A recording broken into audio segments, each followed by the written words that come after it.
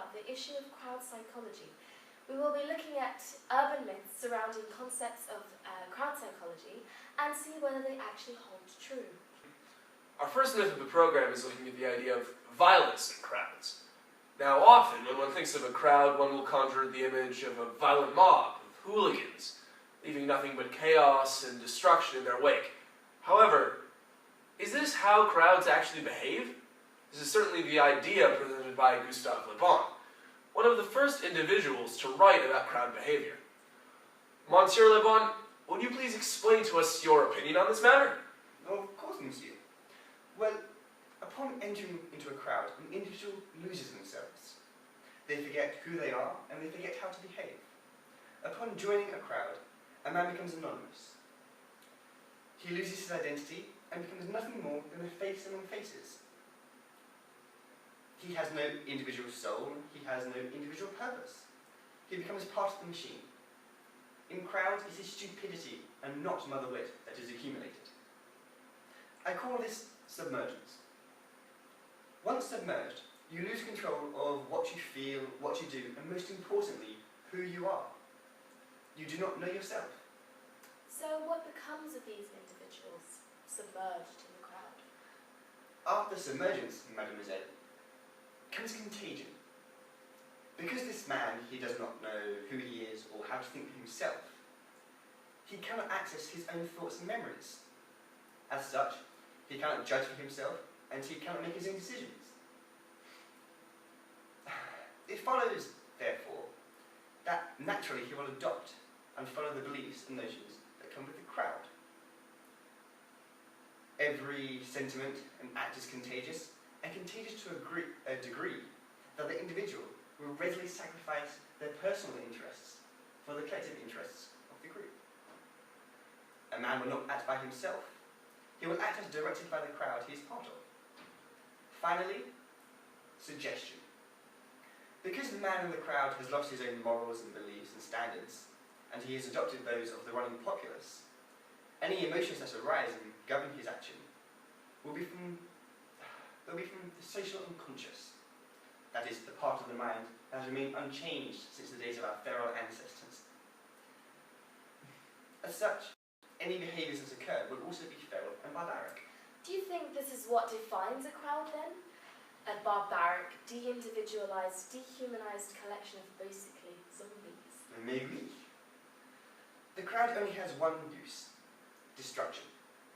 I admit sometimes the crowd may do something heroic, but generally, among the special characteristics of a crowd, there are several, such as impulsiveness, irritability, incapacity to reason, the absence of judgment and critical spirit, the exaggeration of sentiments, and others besides, which are almost always observed in beings belonging to inferior forms of evolution, such as women, children, and savages.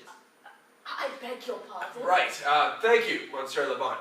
I think we shall say goodbye here before we have our very own riot. Thank you. Yes, so there you have it. The very being in a crowd is enough to bury and conceal any existing morals and ideas an individual holds and enter them into a world of chaos and wickedry. This idea of Le Bon's was extremely popular, and this and his other writings had a huge impact on the social control and workings of people such as Mussolini. But is this an accurate representation of the crowd? Also in the studio today, we are joined by social psychologist Dr. Irma Shrink. Dr. Shrink, what are your opinions on this matter? Thank you. No, I believe that this is one of the largest fallacies of crowd psychology. Le Bon argued that upon entering a crowd, an individual loses who they are. They are de-individualized and act in a mindless, destructive way. But this simply isn't true. At least, it's not what the evidence suggests. Le Bon's argument rests on the idea that individuals have just the one notion of identity, and this is lost upon entering a crowd. But recent evidence instead supports the notion of a shared social identity in crowd situations. People do not lose their identity, but rather they undergo an identity shift. They stop seeing themselves as consisting of their individual identity and view themselves instead as belonging to the social identity, the identity shared with the surrounding crowd. Well, what do you mean? What is this social identity?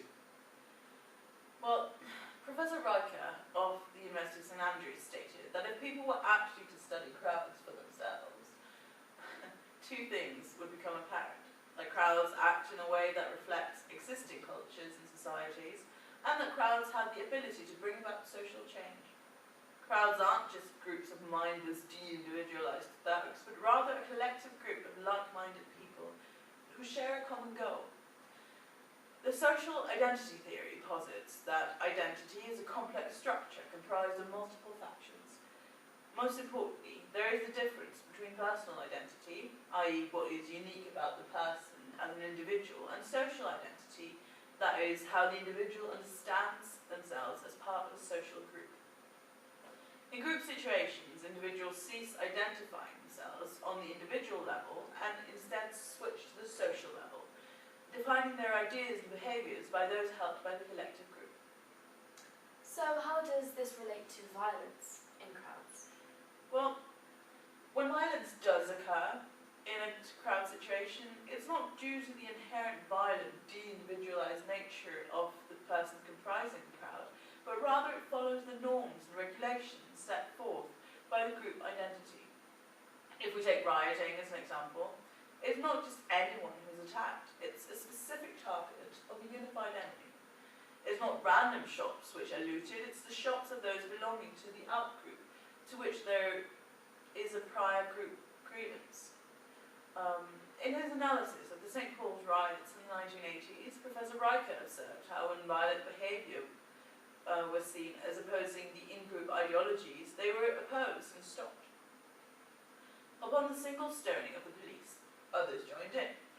They were acting under the influence of a similar in-group idea against a common enemy. However, when later an individual stoned a bus, not only did the other members of the group not join in, but they actually apprehended the individual and prevented them from throwing more stones. That individual's action went against the norms regulated by shared social identity and as such was not adopted. Now, if one were to believe Le Bon's theory of de-individualization and the idea that the crowd is inherently destructive and pathological, you will remember the notion of contagion, then upon that single stoning of the bus, the mindless followers that comprise the crowd should have joined in. However, they don't. Indeed, when violence does occur, it usually only surfaces when actions of the out-group appear to contradict the honest opinions of legitimacy held by the group, and even then, it is strictly controlled for the target of oppression, and any violent acts that oppose the norms of the shared identity and swiftly terminated by the other group members. What do you think this means in terms of the way crowds should be viewed by the police and those in power, often the targets of crowd behaviour? Well, these people have to understand that if you treat people as mindless thugs, then obviously some aspects of their behaviour will reflect this. In their report of the Jordan Bread riots in 1996, Antonia and Schwedler suggests how the peaceful protests only turned violent after police arrived in full riot gear and started antagonising the crowd. Further, a 2010 analysis of police training in preparation for football crowds was conducted by two psychologists from the University of Liverpool, James Hoggett and Clifford Stott. They found that the training used had been developed with a strong basis reflective of Le Bon's theory of crowds, ultimately leading to a counterproductive reliance on the use of force to suppress the violent masses. Conversely, Tom Tyler of the University of New York helped develop the notion of the PJT, the procedural justice theory. This theory is based on the assumption that individuals would comply with the law because it seems the ethically and morally right thing to do. The theory suggests violence in crowds can be reduced when discretionary force is utilised in a way to which the majority of the crowd sees it as fair. Now, when PJT policing methods were introduced to police training in the 2012 review, Stott and his colleagues report that football fans began to see the police as respected, and they were listened to. By making their purpose understood to the fans, the police legitimised their actions and aligned themselves with the normative beliefs held by the social group. So, the point you're making, Dr. Shrink, is that crowds are not inherently violent, and if the out-group does not treat the crowd as such and facilitate peaceful crowd action, the crowd will in turn help them. Precisely. So there you have it. The idea crowds are inherently violent is a myth, and it's just been busted. Fascinating. So, on to our next myth of the programme. We have already discussed the violence in crowds and the fact that crowds will only copy behaviour if it is seen as fitting with the norms of the particular group. However, who directs these norms? Who sets these norms? Who directs the actions of the collective group? The leader. However, the question we are facing today is not whether leaders exist in crowds, for we all assume they must, but rather, are these leaders controlling the group merely dictators, composing of a few specific traits, or rather a reflection of the group as a whole? We return to early psychologist Gustave Le Bon to present his highly contested view on crowd leadership. Merci, Mademoiselle Lotte. As I have already made clear, the crowd is constructed of individuals who lose their identity and know not how to think for themselves. How does an idea get suggested then? How does it become contagious and spread through the crowd, eliciting wild and destructive behaviour? It is the power of the leader. Human crowds are nothing more than a servile flock that is incapable of ever doing without a master. These people lose all self-control and turn instinctively to the person who possesses the quality that they lack. These leaders are highly energetic and motivated men of action. They use not their words to speak, but the power of their might. So, Le Bon, if one is to believe your analysis of the leader in a crowd, how would you expect them to act and motivate the crowd into action? How would you expect them to lead?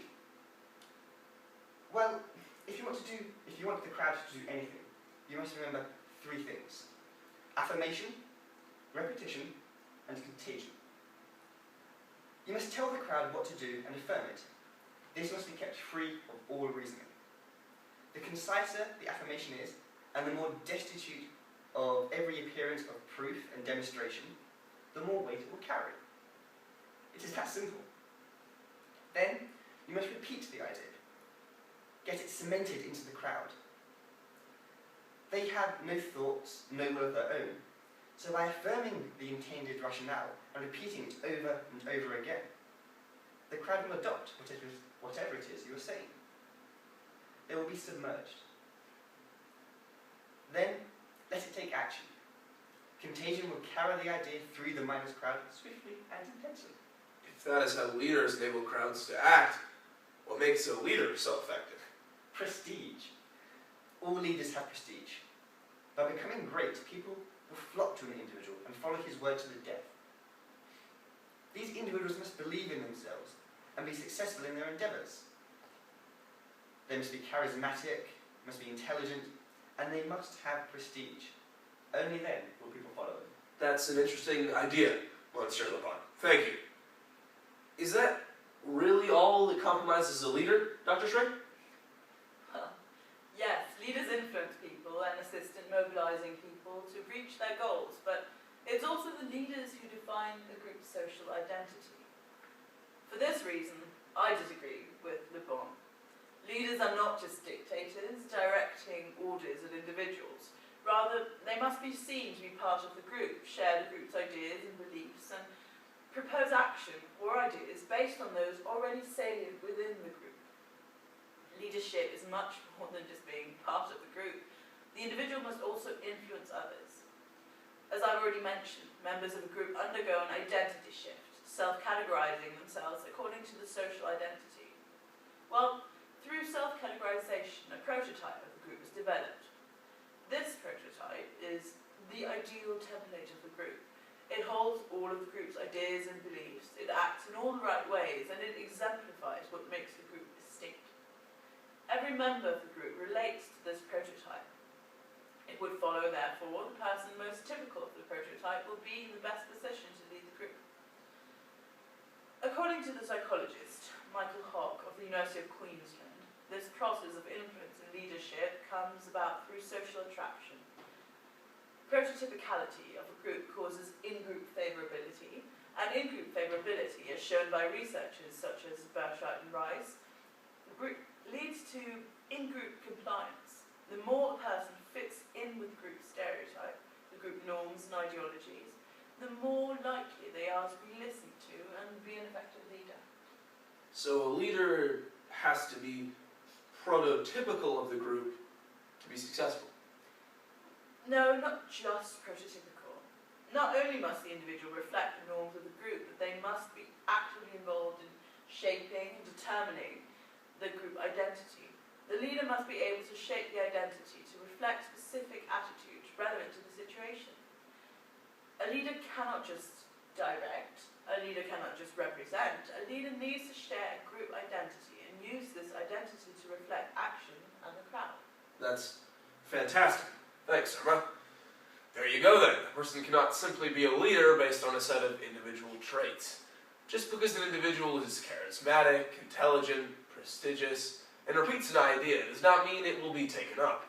The leader has to be part of the crowd it is working with and shape the ideologies from the inside out. Another myth busted. Well, moving on to our final myth of the program, panic. This notion is probably familiar to a lot of you. Every disaster film presents the idea of the hysteric crowd screaming and clambering over their fallen comrades to escape their impending doom. In all of these portrayals, the panicked individual is seen as overly emotional and looking out for themselves above the needs of all others. Monsieur Le Bon, what are your thoughts regarding this? Is it not obvious, Madame Villalot? A panic that is seized on a few sheep will soon extend to the whole flock. It is this notion of contagion. Crowds have not the ability to think for themselves. They do not know what to do. If something happens, hysteria breaks out. One person gets panicked, and through the notion of contagion, this spreads throughout the crowd. In the case of men and collectors in the crowd, all emotions are very rapidly contagious. Thank you, Monsieur Le Bon. Dr. Shrink, what are your thoughts on this matter? This notion of panic presented by the media is simply not grounded in fact. The idea that people abandon all reason and disregard all others is not supported by any evidence. People in emergencies are more likely to be injured because they're helping each other than because they're fighting for an escape route. The social identity theory suggests that in these situations, the individuals undergo an identity shift, allowing them to group together as survivors or simply being in this situation together. This allows them to work and think together as to how to best deal with the situation. This unwillingness to leave families and friends behind, and even newly formed social groups, is not an uncommon thing in emergency situations. Professor Drury and Riker report how in a study of a fire at a leisure centre on the Isle of Man in 1973, many of the deaths that did occur arose because individuals stayed behind in family groups, moving at the slowest pace instead of fleeing and fighting for themselves. Aguirre, Wenger and Vigo, three psychologists who studied the evacuation behaviour after a bomb in the World Trade Centers in 1993, also found that the slowest groups evacuating were those comprising of the highest proportions of close acquaintances. This idea fits with Mawson's social attachment theory. This theory states that in an emergency situation, maintaining proximity to familiars becomes the dominant motive. This reflecting the fundamental gregarious nature of human beings. Indeed, Mawson argues that a lot of the time, separation from attachment figures is a greater stressor than physical danger. Interesting. What have you to say on the idea that panicked crowds are incapable of reason? I mean, could it still not be possible that people panic in groups? No, I I don't think so. The reason so many people get injured in emergency situations is not through panic and mindless behaviour, but rather, as suggested by Drury and Riker, the result from lack of information.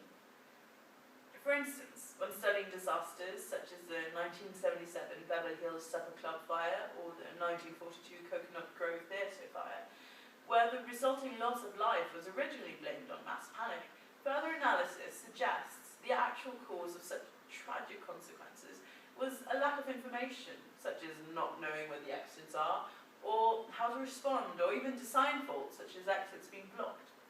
They're not caused by panic. Given the right information, people in these situations will, of course, still be scared. But if they understand the danger they're facing and understand the safest way to avoid the danger, then that's exactly what they'll do. Thank you, Dr. Shrink. With this information to hand, what would you suggest be the next step for the authorities to take on matters dealing with emergency situations? Well, my first bit of advice would be to stop treating people like idiots. Let them know what's going on. It's only by being honest with the people that you will gain their trust and they will follow instructions given to them. If you lie to them in the first place about the severity or the nature of the incident, why would you then expect them to believe you when you offer advice for the safest and most efficient escape routes? I would also suggest that in these situations, authority figures do their best to project the collective view. In emergency situations, collective groups should be encouraged, not feared. Those individuals working in groups are far more likely to assist each other and best make their escape than an individual fighting for his own survival. As such, in addressing the group, use language that forms a collective, involve themselves, make themselves part of the group. It's only that way that the authority will be trusted and the greatest number of lives can be saved. Thank you very much, Dr. Shrink. There you have it. Mass panic in emergency situations is simply not true. Panic may occur, but it is only when those involved do not know what is happening and panic has become the last resort. In fact, it would appear that in emergency situations, calm and collectivity reigns supreme, and people are capable of far more than they are given credit for. Another myth busted. Well, I think that's all we have time for in today's episode. Tune in next week when we'll be exposing the myths behind gender psychology. Are men really better at maths than women? We'll see you next week to find out. Until then, good night. Good night.